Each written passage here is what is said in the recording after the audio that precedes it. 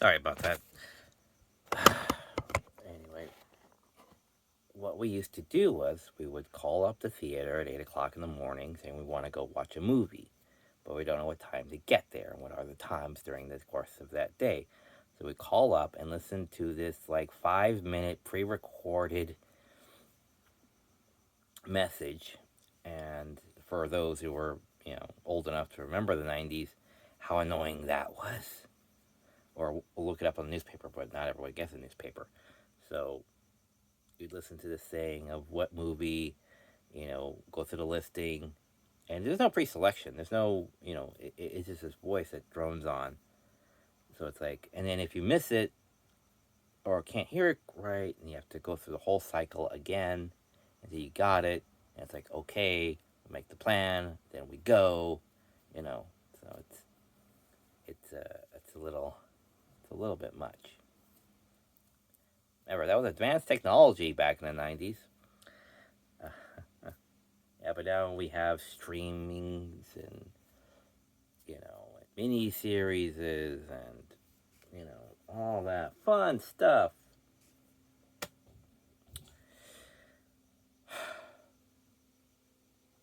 Problem is, it feels like we just lost a lot of the spirit of the cinema. The magic of movies supposed to entertain us. Now they're all checking boxes now. You know, you can't just tell a story. You gotta tell a story, with certain themes and agendas and politics. Ugh. You can't just tell a story. It's this, you know, and they're getting all the wrong writers. And it's like, who signed off on this? Who thought this was, you know, right? Somebody somewhere, enough people said, yeah, sure, go forth. And I think it's just identity politics at work. You know, if you don't let me write this thing, then you're sexist and I'll sue you or something like that. Or something. It has to be because I grew up on movies. I love movies. I just got done watching The Burbs on, on Blu-ray and seeing the alternate endings and stuff, and it's not exactly what I thought. I expected it to be, which was still interesting. So, but the point is that movies were there to convey a story, you know, to make you feel new things you don't normally feel, to make you think things you never thought before. That's the whole point. Now it's, well, we want you to think and feel a certain way, and you're like, no, no, why am I watching this? No, I'm not here to be lectured to. I'm not here to be told this is good cinema or storytelling. No, no, no. In all my 41 years of life on this planet, I have never, ever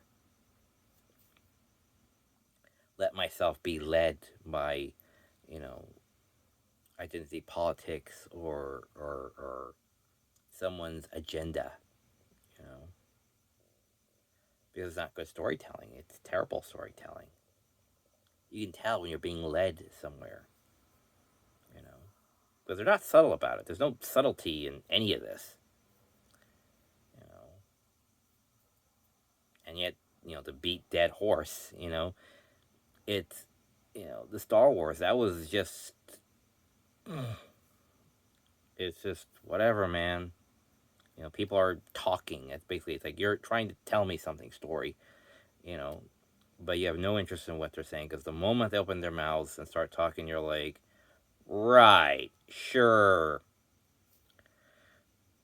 You're not buying it. From word one, no one was buying it. I wasn't buying it. A lot of people out there were not buying it.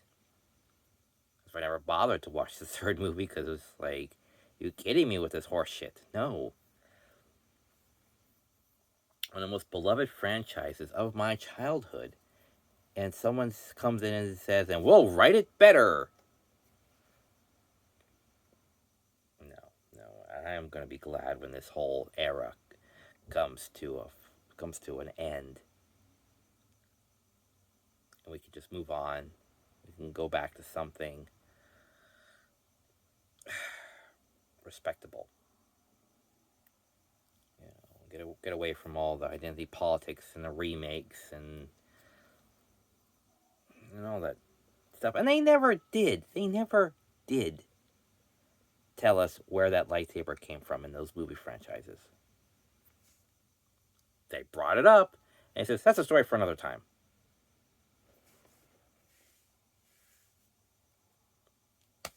Is anyone going to tell us? No?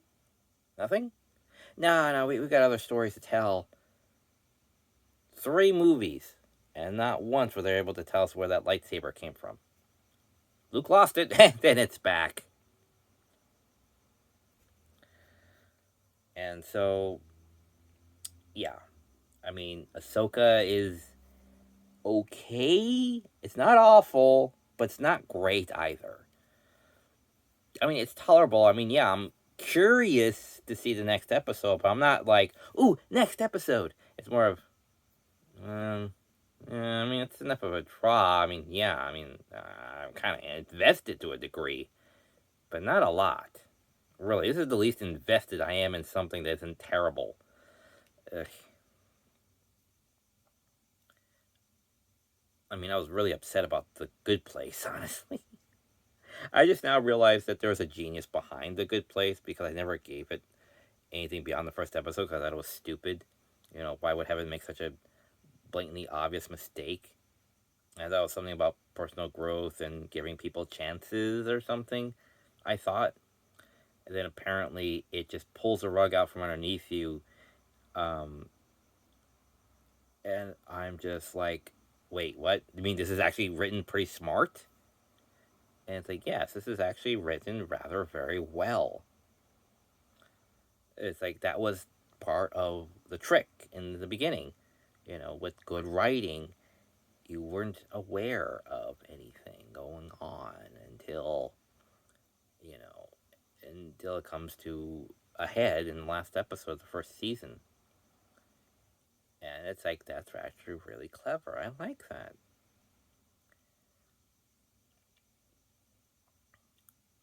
So yeah, even I can get things wrong sometimes.